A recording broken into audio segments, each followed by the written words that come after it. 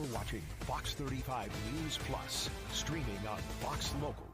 Welcome into Fox 35 News Plus. I want to get you to this news conference going on just beginning outside Orlando City Hall, where we're hearing from Matthew Zaccarino and Luana Gelzer, speaking about some concerns they have with the proposed land purchase. They say that's next to the Pulse nightclub. This is something that's going to be discussed when it comes to the Pulse Memorial. So let's go ahead and listen in as this news conference begins outside Orlando City Hall. Continued. What the city of Orlando is going to do today is a continuation of a conflict of interest and non-arm's length transactions in the real estate dealings involving the Pulse Memorial, the Pulse land, and the properties adjacent to Pulse. Today, the city is going to vote to approve the purchase of the land adjacent to Pulse, which in 2023 was bailed out, owned by One Pulse, and bailed out by a city-directed local investor in Craig Mateer through a company called RMS Investments. This transaction, directed by the city to have a private entity purchase this land, was a bailout to the financially bankrupt and insolvent One Pulse Foundation. The land is definitely not worth, by any imagination, a broker price opinion, an appraisal will never show that what the city is paying for the land is what it's actually worth. And so this is a continuation for when the city overpaid Barbara Poma and Rosario Poma $2 million for a piece of property that was probably worth less than $1 million. And the city was able to give this bailout to the Pomas during ongoing civil litigation in which families have sued the Pomas for premise liability and negligent security. The Pomas were able to take this overinflated land value and money and escape without having it secured by some sort of lis pendens or a trust account if the families win their lawsuit in 2026. It's scheduled for trial in April of 2026, in which some family members continue to fight for justice in a way that brings some accountability to what happened that night, in which we now know through public records requests, tireless thousands of dollars worth of public records requests, that the city and the Pomas were negligent in their responsibility to oversee the construction of, the renovations of the Pulse nightclub. It was never supposed to be a nightclub. It was always coded as a restaurant, and yet they were able to operate it for years as a nightclub. So this nightclub, illegally operating as a nightclub, is getting significant bailouts through real estate transactions. And that is what we're opposed to today. Yet another behind-the-scenes dealing, more conflicts of interest, and not arm's length transaction. We know that Craig Mateer is intimately related with the city government structure. The assistant city attorney, he's a client of the city attorney. And obviously we know that the mayor's son works for Mr. Mateer's family foundation company. So we see these entangling alliances. That is a continuation of what happened 2 years ago with the bailout and the $2 million overpayment.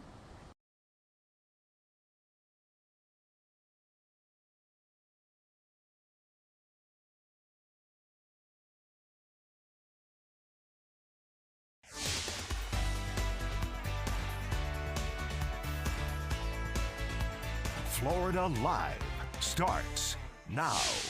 Well, good afternoon to you and welcome into Florida Live. I'm Garrett Wymer, and thanks for joining us on this Monday afternoon live on Fox Local and on YouTube. Hope you had a good weekend. We've got a lot to get to, and we're also counting down to the All-Star game that you'll be able to watch here on Fox 35 and on Fox 13 as well. That is tomorrow night, live in Atlanta. Give you a live look at the Truist Park there. And tonight there will be the home run derby. Tampa Bay Rays Junior Caminero going to be participating in that. So something we are watching for and cheering on tonight. Coming up later in our show, we're going to hear from Governor Ron DeSantis talking about Florida being ranked #1 for religious liberty. He talked a lot about that at a news conference in Sarasota. We'll have more on that coming up in just a little bit. In our Tampa connection, a Tampa man killed in Palestine. We'll have the details on that. Fox 13's Nancy Gay breaking that down for us. But we begin today with a former Florida congressman who is going in front of a Senate panel tomorrow, and it could be quite an interesting time as we hear from former Congressman Michael Waltz. He was a 6th District congressman. He was Trump's former national security advisor and was dismissed from that post after only 5 months amid what has become known as the Signalgate scandal. You may remember that happened back in April, a leak from a group chat about upcoming military operations after it appeared that Mike Waltz may have added a journalist from The Atlantic, the editor-in-chief of that publication, to that group chat where they were talking about what seemed to be sensitive upcoming war plans. Now Mike Waltz has been nominated by Trump to be the UN ambassador, so the U.S. ambassador to the United Nations, and he's going in front of the Senate Foreign Relations Committee tomorrow morning for what could be a quite fiery confirmation hearing. Just a few minutes ago, I spoke with John Hanley, a UCF political science lecturer, who broke down what we can expect from tomorrow's hearing. Well, I think, the first thing we're going to see is criticism and an inquiry about what happened, which caused him to leave his previous position as National Security Advisor, where he was communicating about U.S. military operations using a group chat and had unknowingly added a journalist to the group. So, looking for more details on that and, seeking some assurances about his, what he's learned about, communicating about public, issues. One of the Democrats on this panel, back when this nomination was announced, said it is going to be a brutal confirmation hearing for him. Do you think time has maybe kind of helped that a little bit, or do you think it will be brutal? I think, the Democrats will have opportunity to land some punches, ask whether Waltz has, the judgment to serve in this position, whether he should have another, position with some responsibility. On the other hand, yeah, it has been a few months. The scandal has lost much of its sting, and Waltz has had plenty of time to develop responses to the questions and attacks he's likely to face. So it may disappoint from that perspective. How do you think he responds? I think, one strategy that we've seen in hearings is to come back very aggressively, and to, present a muscular defense of his actions, the Trump administration. Those are some tactics that we've seen. Most famously in the Brett Kavanaugh hearing for the Supreme Court. So we could see him come out and really go on the attack. On the other hand, you could say that this is a midsummer hearing. The Trump administration has gotten itself into a lot of situations internationally, and so maybe this isn't the best position and the best time to be making a lot of news in a hearing for a position like UN ambassador. Surprising at all that Waltz would be nominated for something like this, knowing that these questions would come up and obviously be a big focus of this hearing as expected tomorrow? Well, it was a sensitive topic when President Trump moved to nominate Waltz to this position. There was a lot of pressure, some on Waltz, but also a lot on Secretary of Defense Pete Hegseth. And I think one of the things that motivated moving Waltz to the United Nations was to make some sort of concession to the scandal and an attempt to move past it by moving him out of national security and into UN ambassador. So I think that's in the background. The question is, how much intent is there still for the Trump administration to have Waltz serve? How far has he dropped in the administration ranks, considering that it has been over 2 months now? On the one hand, he can use the hearings and his position at the UN to recover that standing. On the other hand, there's another scenario that says that this guy was on his way out and he'll just continue to be on his way to less influence. And so this might be a quieter and less impressive hearing. Is there any chance Republicans break rank and maybe, kind of oppose Waltz, or maybe take a little bit of a more antagonistic line of questioning against him? Or do you think they close ranks and defend him in this hearing? Well, I think, there might be some criticism that's levied, but I don't think that Republican senators will go quite to the position of saying that he shouldn't have this position, that he shouldn't have a second shot. As far as, positions within the executive branch go, especially in a Republican administration, United Nations ambassador is not seen as one of the more critical ones. It's largely a position for, uh, in a Republican administration to criticize the United Nations, to criticize and step back from international commitments. And so this can be a position for someone who's a bit of a bomb thrower, an antagonist, to go in and do things like that. This is not a critical position at one of the intelligence agencies or Department of Defense, where they might be more critical of someone who lost their last job in such a way as Waltz did. So I wouldn't anticipate too much heavy criticism from Republicans on the committee.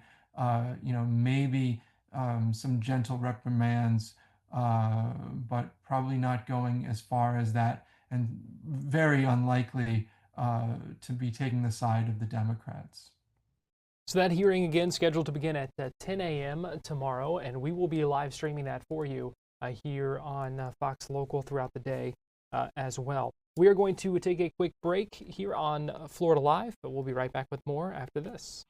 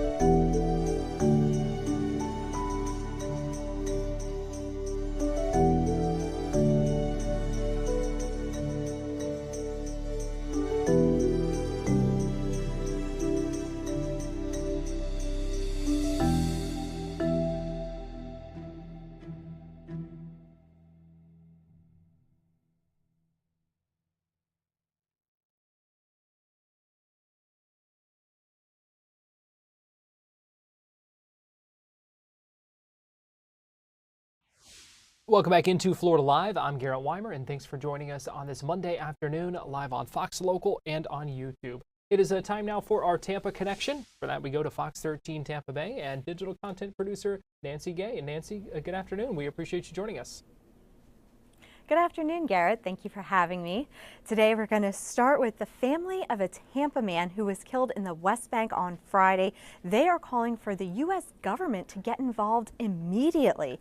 The family of 20-year-old Saif Musallet says he was camping on family-owned land on the West Bank with two other men on Friday when a group of Israeli settlers attacked them. Musallet's family says that he was defending his family's land at the time of the attack, but did not provide any other details about the events that led up to this attack during a press conference they held earlier today. Now, he and one of the other men did die. Now, Israeli settlements in the West Bank, which the United Nations considers illegal, have become increasingly contentious, and attacks and confrontations between settlers and Palestinians have escalated in recent months. The Israeli government has not yet confirmed who is responsible for those deaths. And the U.S. State Department confirmed it is aware of reports involving the death of a U.S. citizen in the West Bank. And the Israeli government said it is looking into what it described as a violent confrontation involving Palestinians and Israeli civilians. Musallet's family, they own an ice cream shop in North Tampa, and they said that one day he had actually hoped to expand that business. Garrett? Certainly sad details that we're learning as more information comes out about that. Story number 2, Nancy, and that is a jury selection underway in a trial. Yes, that's right. Shelby Neal, he is already serving 30 years in prison for killing his ex-wife and burying her in the backyard of their Newport Richey home in 2018. He has since confessed to killing her parents and her brother, and this is the sentencing hearing to find out whether or not he will get the death penalty. Now, for months, Shelby Neal pretended that his ex-wife Jamie was still alive. He sent text messages and photos of their two children to her family from her cell phone. Now, her family eventually grew suspicious because they hadn't been able to speak with her directly. And that's when Shelby Neal drove to Tarpon Springs. This was in December of 2018, and killed her parents and her brother, as well as the family's 3 dogs. He then drove back to Ohio with his 2 children and was arrested in January of 2019 and was brought back to Florida. He later pleaded guilty to a reduced manslaughter charge for Jamie's death in Pasco County. That's where he got that 30-year prison sentence. And in 2023, he pleaded guilty in Pinellas County to 3 counts of first-degree murder and 3 counts of aggravated animal cruelty. Now, jury selection is supposed to last the rest of today and into tomorrow morning. The entire sentencing phase is expected to last until the end of the week. Now, as I mentioned, Neely does face a possible death sentence for first-degree murder, but his attorney is trying to keep the requirement that the jury's recommendation be unanimous, since the murders took place before a change in Florida law in 2023. Now, under the current law signed by Governor Ron DeSantis 2 years ago, a judge can impose the death penalty if a jury votes 8-4 to recommend it.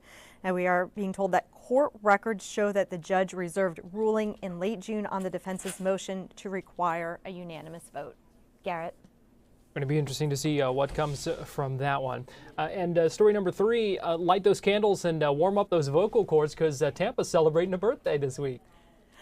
That's right. The city of Tampa is turning 138 years old this week. Now, the actual birthday is tomorrow, but we are celebrating all week long. There will be cake, tours, hidden history events, and even a brunch with mimosas. Now, all of this is free and open to the public. Now, Archives Awareness Week was established back in 1992, and it brings together historians, archivists, and organizations to highlight the vital role of archives in preserving Tampa's legacy. From historic cemeteries to cigar factories, this week has something for everyone. Today at 3 p.m., residents are invited to celebrate the life of Frances Enriquez, who was the first woman elected as Tampa City Clerk. They can learn more about pivotal events in Tampa's events in Tampa 100 years ago from Fred Hearns. He's the curator of Black History at the Tampa Bay History Center. Now, following the program, there will be birthday cake served, and guests will also receive a commemorative booklet 100 years ago, Tampa in 1925. Now, tomorrow there is a special guided tour of the newly restored Sanchez y Haya building, as well as Tampa's Black History Museum. And later this week, the Tampa Bay History Center will also hold a guided tour. But as I mentioned, there are events happening throughout this week. And for a complete list of activities, visit tampa.gov/AAW. Garrett? Well, I think you had me at the birthday cake.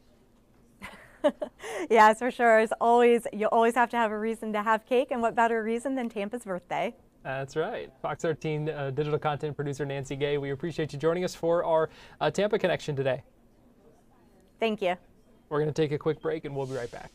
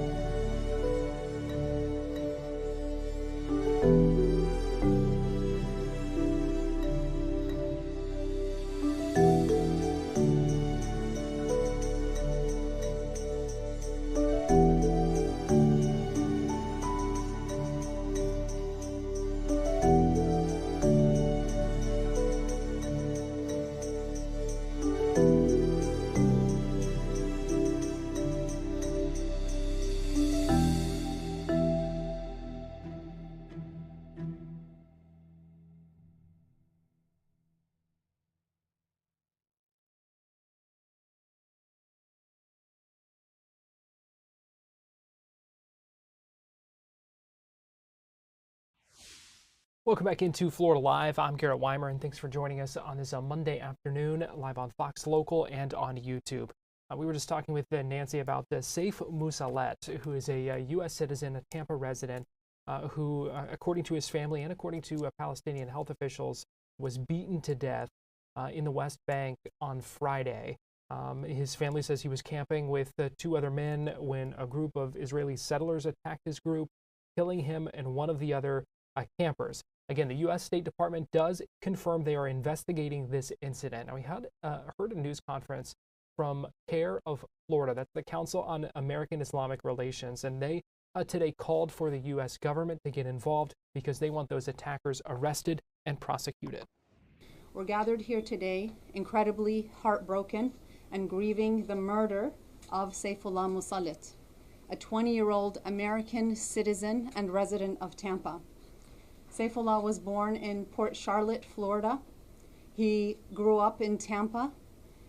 He grew up between Port Charlotte and Tampa, and he was a young man with dreams and with plans and with a future, but that future was cut short because his dreams were ended when he was brutally beaten to death by illegal Israeli settlers in the occupied West Bank. Saif's mother and father will never get to hug their son again.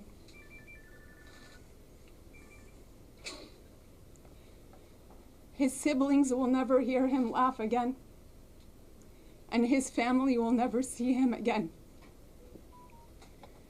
Saifullah went to visit his family this summer.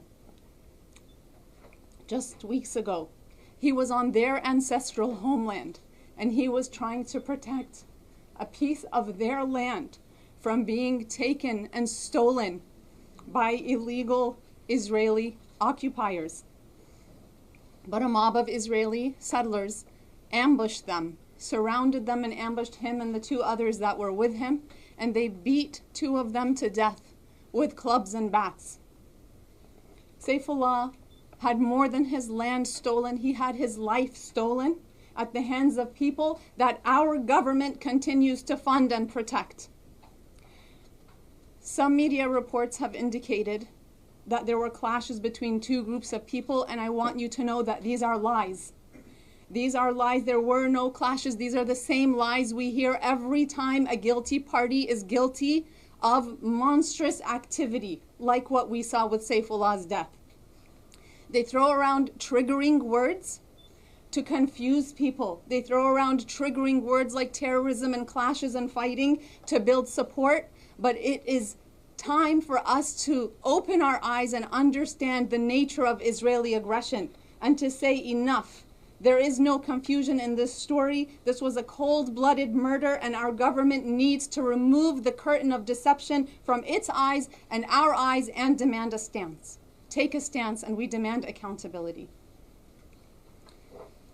I want to point out that this is not an isolated tragedy. There's a devastating pattern of Americans being killed in Israel, brutalized and murdered with impunity by Israeli forces and settlers. Omar Rabia, 14 years old, New Jersey. Shireen Abu Akleh, Omar Asad, Rachel Corey, and now Saifullah Musallet. We add his name, unfortunately, to the list of all Americans, all killed, and none of their killers were held accountable.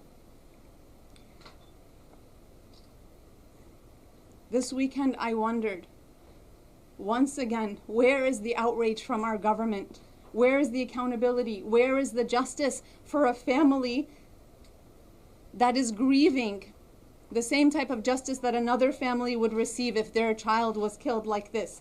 Let's be clear about one point. If Saif was killed by anyone else or in another country, there would already be investigations. There would already be attempts for arrest and calls for arrest and outrage in Washington. But our U.S. State Department said they want to remain silent out of respect for his grieving family.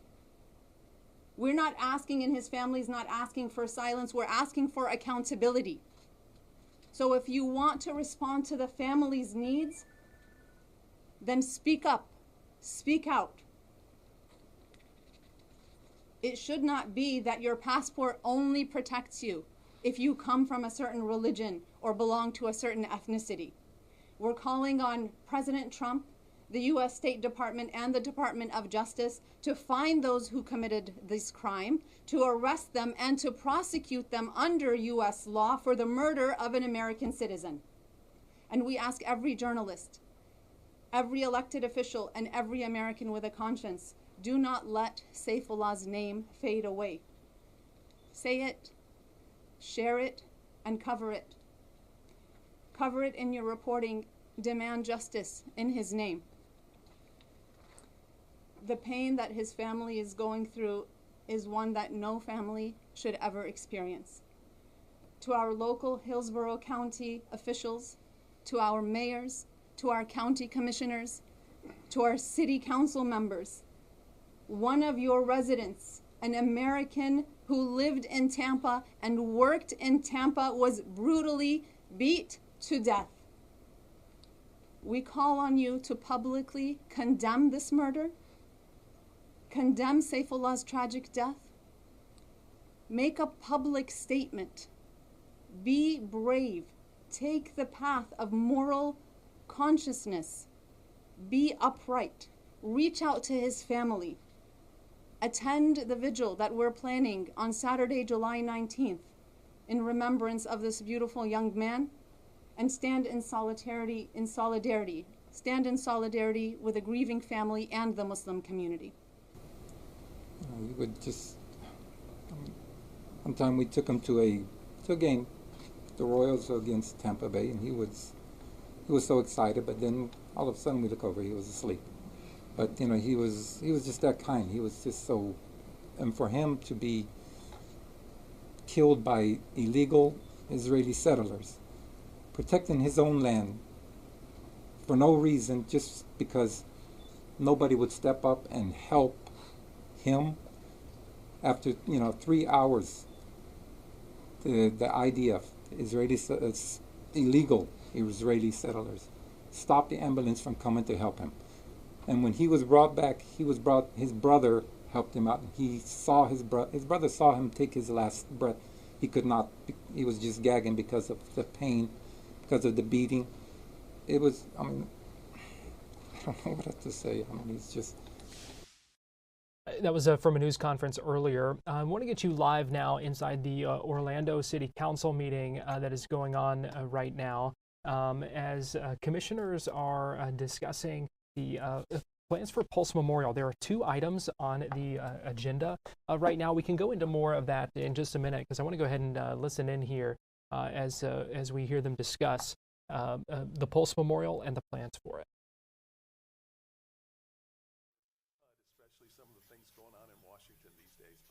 By all accounts, we are in good stead with HUD.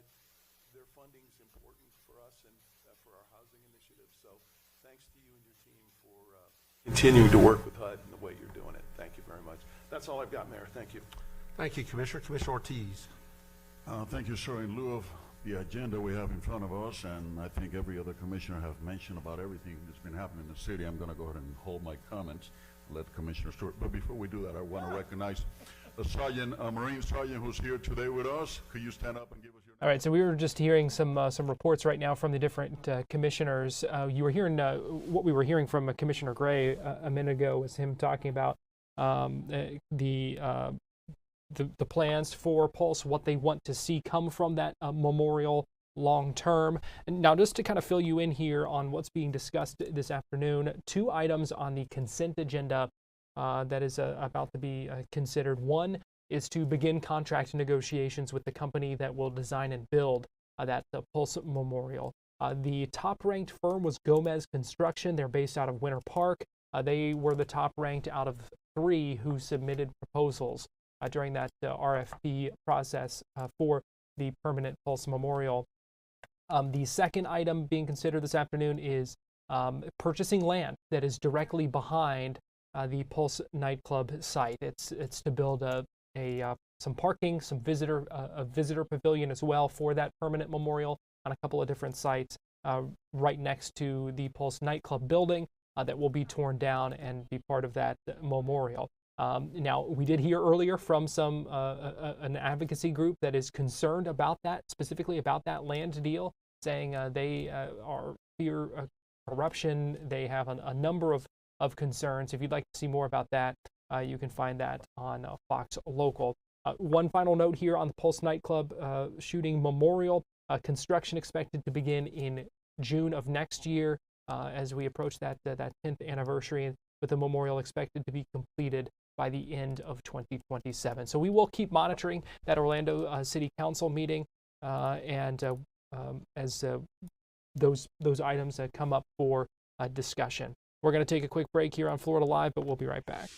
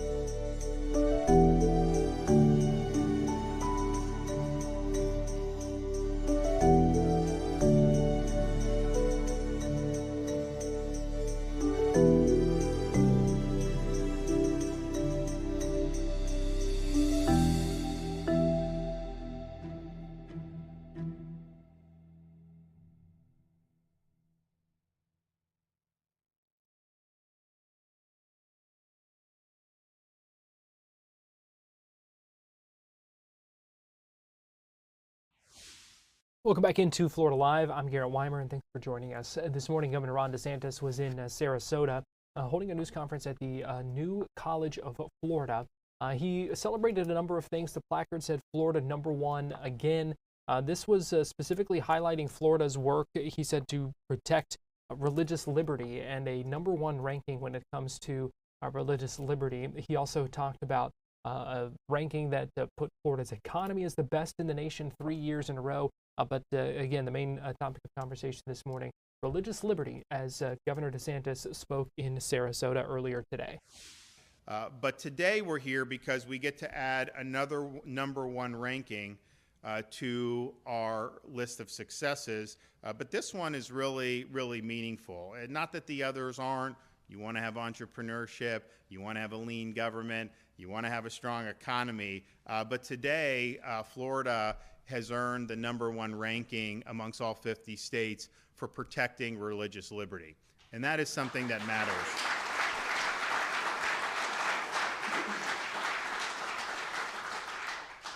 And if you go back to the founding of our country, religious liberty was basically the first freedom that the founding fathers sought to protect. And of course, religious freedom was part of the reason people even settled in the American colonies to begin with.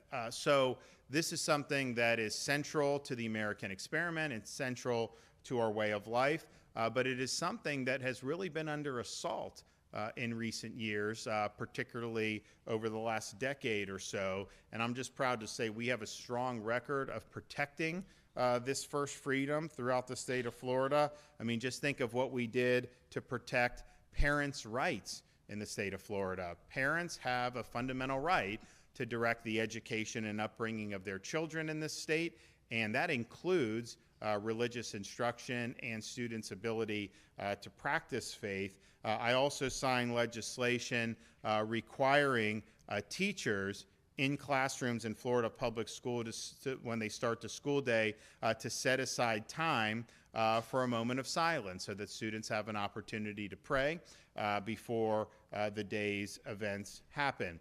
In 2020, when COVID-19 hit, you saw a concerted effort to target religious institutions for closure. I remember Fauci was always complaining about churches.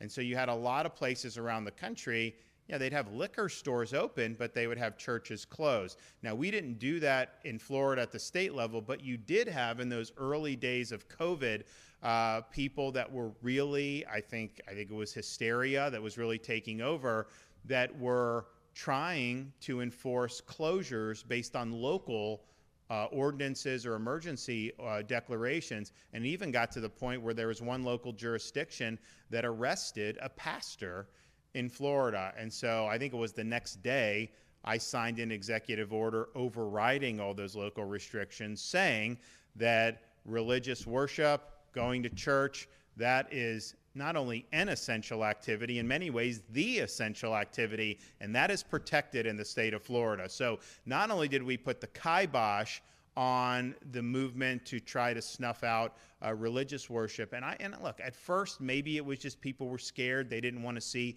but I mean, if you look at how some of these governments clung to this for weeks and weeks and months, whereas they didn't mind that you could have a strip club open, but somehow people going singing in a choir on Sunday was like the big problem. There was an agenda behind that. So we snuffed that out very early on. And it's interesting because people talk about, oh, I moved to Florida, and I moved my business to Florida because I could, and that happens. We actually had people move churches to Florida. We had people that had congregations in places like Washington State that decided they're going to move their church. And look, not every parishioner was in the position to move, but some moved.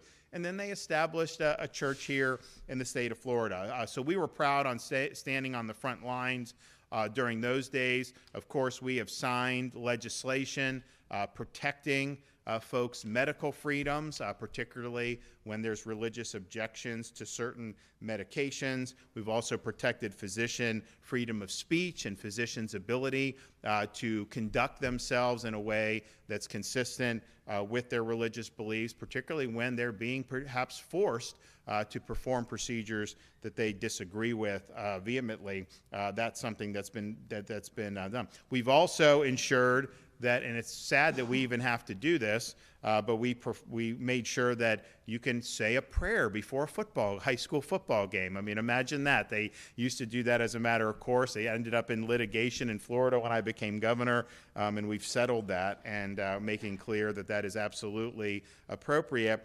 And then, of course, after the October 7th attacks by Hamas against Israel, you saw really an ugly wave of anti-Semitism unleashed that really continues to this day. But in the state of Florida, Jewish students did not have to worry about having a Columbia University happen here, and we knew that that wouldn't happen.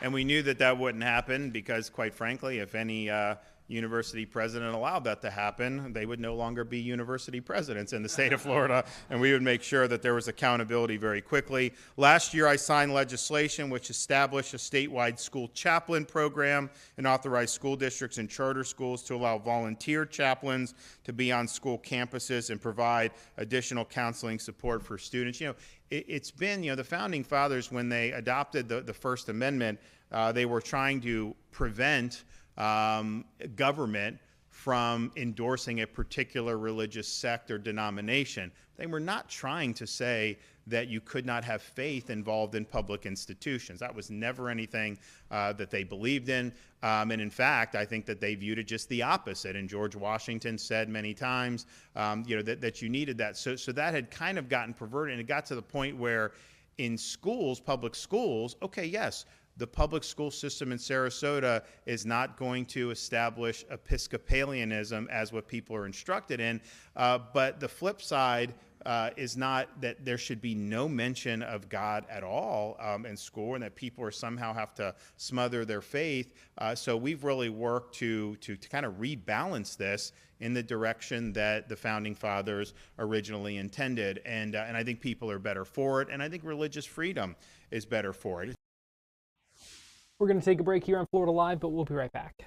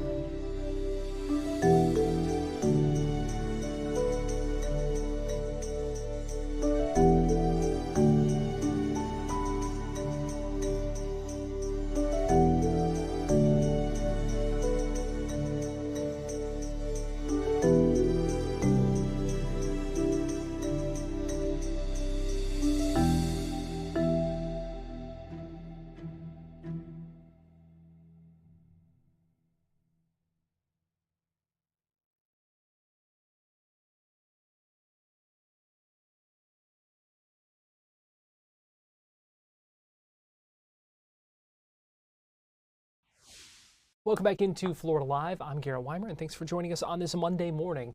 Stephen Stearns was in court this morning ahead of his trial next week on exactly 60 counts in connection with this sexual battery case. You may remember Stephen Stearns is charged in the sexual battery, also the murder of 13-year-old Maddie Soto. He is scheduled to go to trial next week in the sexual battery case. He was in the courtroom today as his defense team argued a couple of different motions. One of them was just asking the judge to order the media to follow certain rules in the courtroom, also to get some newspapers taken out of a certain part of the courthouse as well. But the majority of this hearing was focused on restraints and what Stearns will be able to do in the courtroom during the trial and in view of the jury. So we learned today that he will be able to use a felt tip pen to take notes, and he will also be restrained on his legs. He'll have a leg brace that won't be visible to the jury. There's a stun cuff as well, and in this hearing this morning, we heard from a courtroom deputy who kind of explained some of what these things do, how they work. You're going to hear questions from the prosecutor, from the defense team as well, and then the kind of decision from the judge and his reasoning behind that. What type of devices or restraints are available that would be out of the view of members of the jury? So each courtroom has two, one device is kept downstairs in the first floor, which is a stun cuff, and in the courtrooms we have a leg brace.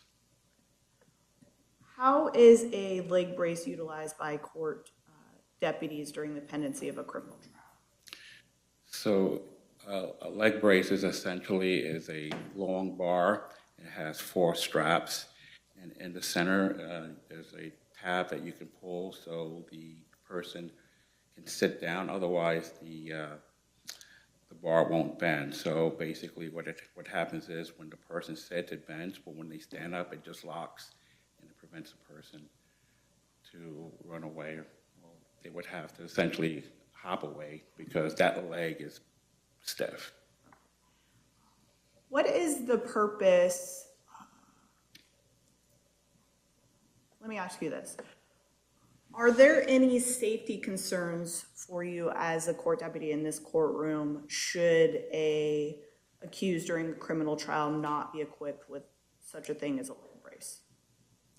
That's correct. So when any inmate is brought over to the courthouse, they're in restraints, handcuffs, and leg chains. When they're brought over for a trial, they are dressed out in proper attire, suit, and at that point, they're in the custody of the sheriff's office, and we have to maintain a level of safety and security for the inmate and as well for everybody else in the courtroom. So that's the reason why we utilize those restraints. So essentially, this is a stun cuff that's wrapped around a inmate's ankle and is tucked away under the clothing. There are 2 metal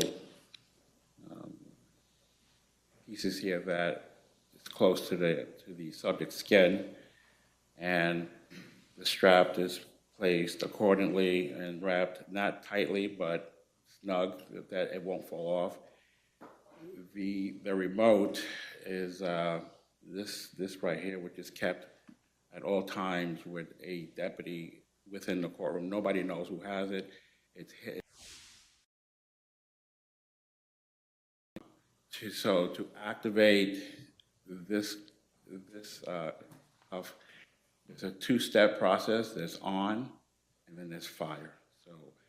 So the device won't accidentally fire on itself. It has to have a 2-step button to fire the device. Now, you talked about 2 different devices, and you indicated the stun cuff is the intention in this case, correct? Yes, ma'am. And is that because that's generally what's used in this courtroom, or because of what? 99.99% of the time, we always use a stun cuff. So I want to talk a little bit about the leg brace, since you did talk about that. Now this leg brace, this is a longer device. Like it's not as small as the stun cuff, correct? Right. It's essentially a metal bar. It's pretty long and it has 4 straps. And to your knowledge, is that comfortable or uncomfortable? I would say rather a bit more cumbersome because it's strapped alongside the leg of the person, and if they stretch their leg, it'll snap shut. So essentially, normal movements could cause it to lock up. Yeah, as soon as the person stands up, it will lock. And then the stun cuff, I know you talked about this being a smaller apparatus that goes typically closer to the ankle, correct? Correct. And depending on the type of pants or clothing that is worn by the person, that could affect the visibility of the item. Yes, so normally male inmates will always have long pants, and the cuffs go right around it, so you really can't see it. The court has never had an accidental discharge of the stun cuff. The court has not before had any indications that the stun cuff was visible to the jury. The court before has never been presented with the argument that a defendant was preoccupied by the wearing of the stun cuff, but in this case, Mr. Stearns will not have freedom of movement in the courtroom. The use of the leg brace, the court as well has never received a complaint about the comfort of a leg brace. Because Mr. Stearns will not have freedom of movement, the court's heard no prejudice to the fair trial proceeding to have Mr. Stearns wear a leg brace that would, in the unlikely event that he not be compliant and stand up and make an effort to exit the courtroom, that would lock and give the resources that are on hand an opportunity to intervene. The court understands that these matters should be considered on a case-by-case basis. The court can see no prejudice. The device will not be visible. The court has not before received a complaint about the comfort of that particular device, and the fact that Mr. Stearns will not be permitted to move about the courtroom anyway. The court can't find that would be prejudicial, and the court finds that a consideration of, due to the layout of this courtroom, its proximity to the jury, its proximity to the exit of the courtroom, and the severity of the allegations and the emotional nature of what is surely to be presented, that a leg brace is warranted and will be ordered to be implemented while he is present in the courtroom. We also have a private area that can be outfitted, and I'll address continuing concerns moving forward.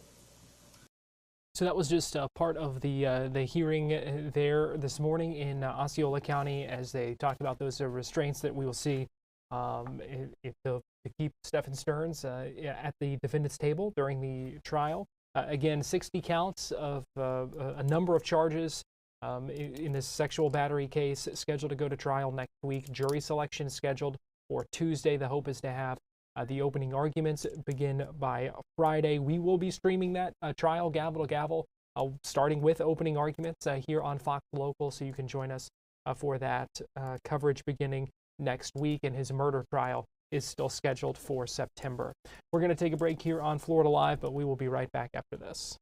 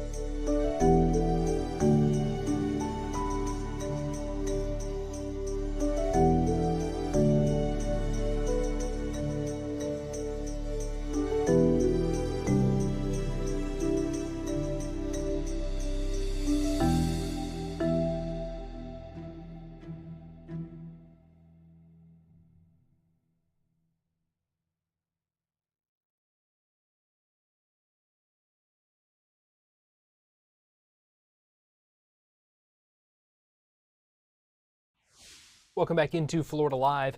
This afternoon, in fact, just in the last little bit, we learned that the state Supreme Court is transferring a lawsuit from several state lawmakers against some state leaders. They're transferring that lawsuit to the Judicial Circuit Court in Leon County. So the Supreme Court will not be hearing this case where a group of Democratic state lawmakers are suing for unannounced access to Alligator Alcatraz. You may remember we talked a lot about this last week, and in fact, even speaking with Representative Anna Escamani, one of those lawmakers who had showed up at Alligator Alcatraz trying to get in unannounced and was not allowed. They said they should have that access as state lawmakers with oversight responsibilities, and just like they have at any other state correctional facility. They were not let in, and so they are suing for that access. Again, the Supreme Court will not hear that case, but a circuit court in Leon County will. Now, on Saturday, just over the weekend, a group of state lawmakers, some of those the same ones who had tried to visit before, and federal lawmakers, so members of Florida's congressional delegation, they got a guided tour from state officials at Alligator Alcatraz over the weekend. After that tour, we heard from Republican lawmakers who said things are looking good there, but a number of Democratic lawmakers held a news conference afterward expressing some of what they believe their concerns are and what things they want to see addressed. Here's some of what they had to say after that visit to Alligator Alcatraz on Saturday. I don't see how that could possibly sustain them nutritionally or not make them hungry. And when you have hungry people, obviously their mood changes. I brought a thermostat in with me, a manual thermostat. In the medical intake area, it was 85 degrees. This is inside the so-called air-conditioned tent. In the area, they only let us go up to the entranceway of where they were housing the detainees. They would not let us even a step past the threshold. It was 83 degrees. That was without being all the way in with all of the bodies that were living inside that. The last thing I want to mention is environmentally. They have dug out reclaimed environmental areas and dumped fill on top of them. They say that means that they have not put fill anywhere that wasn't, quote, already developed. But these are, since the 1970s, reclaimed environmental areas, and we have, obviously, Everglades restoration funding coming through here. We could not meet with any detainees. They gave us no specific reason or authority why we couldn't. They refused us access and wouldn't even let us go into the dormitory where they were being encaged. So this is an appalling, outrageous environment to detain anyone. And lastly, they say that there are only people who are in the final stages of deportation here. We have doubts about that. We've heard that there are detainees here who are not criminals, but we're going to need to ask a lot of follow-up questions. What we saw in our inspection today was a political stunt. Dangerous and wasteful. Evidence of flooding, floors that are only about 8 inches above the ground, temperatures that are hot, and you see the isolation here. Also wasteful. It probably cost double the amount to put this facility here versus right by Chrome. Which begs the question, why are they spending all this money for this location? And when asked, the director answered that he was not given a single reason why they chose this location. Not by the governor, not by the cabinet. And water has to be trucked into this facility. No running pipes. It makes no sense that this is here. And no ICE detainees have even been deported yet from this facility. We're in day 10. They have to be deported within 14 days.